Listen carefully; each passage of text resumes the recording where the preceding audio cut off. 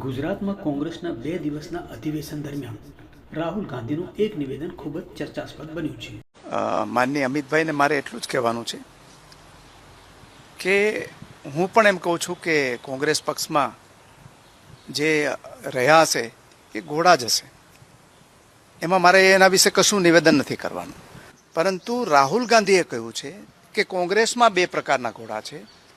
એક લગ્નનો બારાતનો ઘોડો છે અને બીજો રેસના ઘોડા છે. એ નક્કી કરવાનું છે. 12 વર્ષથી આ સ્ટેટમેન્ટ આપે છે.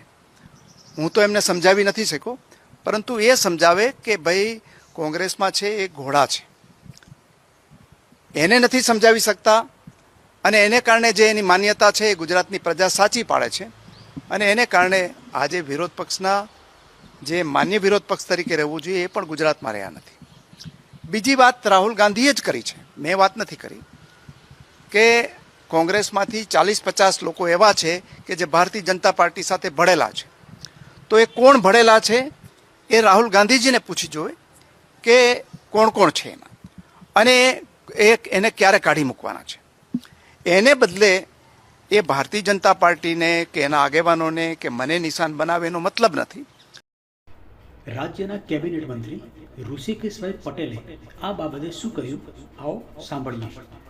રાહુલ ગાંધી ગુજરાતમાં અધિવેશન કરે કે દિલ્હીમાં અધિવેશન કરે, ગમે ત્યાં અધિવેશન કરે, કંઈ ફરક પડવાનો નથી. ને ગુજરાતમાં તો મૂળિયા જ ઉખડી ગયેલા છે. કોંગ્રેસ જેવું ગુજરાતમાં કંઈ બચ્યું નથી અને ખુદ રાહુલ ગાંધીજીને કહેવું પડે કે અહીંયા 2 પ્રકારના ઘોડા છે અને સ્ટેટમેન્ટ આપ્યા પછી પણ આટલા દિવસ પછી એ બાબતનો કોઈ નિર્ણય ના લઈ શકાતો હોય. કારણ કે કોને ઘોડા ગણવા અને કોંગ્રેસમાં કોને ગધેડા ગણવા, એમના માટે જ એક ઇસ્યુ છે. મેં કહ્યું કે ઘોડાને ગધેડા જ ઓળખવા મુશ્કેલી પડે એવું છે. ગુજરાત પ્રદેશ કોંગ્રેસના અગ્રણી અમિત ચાવડાએ બંને ભાજપના નેતાઓને શું જવાબ આપ્યો, આવો સાંભળીએ. અમારામાં હવે ઘોડા જ રહ્યા છે. જે બીજા હતા એ કદાચ ભાજપમાં હશે ને એમને હજુ ફરક શોધતા હશે, એમાં બહુ પડવું નથી. પણ ખાસ કરીને અંગ્રેજોને પણ અભિમાન હતું ને રાવણને પણ ગુમાન હતું.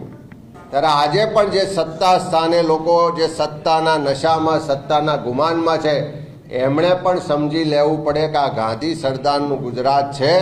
આ ગુજરાતના લોકોએ અંગ્રેજો સામે પણ લડ્યા હતા અને આ નવા અંગ્રેજો સામે લડાઈને ન્યાય પથ પર સંકલ્પ સાથે, સમર્પણ સાથે સંઘર્ષ કરવાની શરૂઆત 8 અને 9 એપ્રિલથી શરૂ થવા જઈ રહી છે.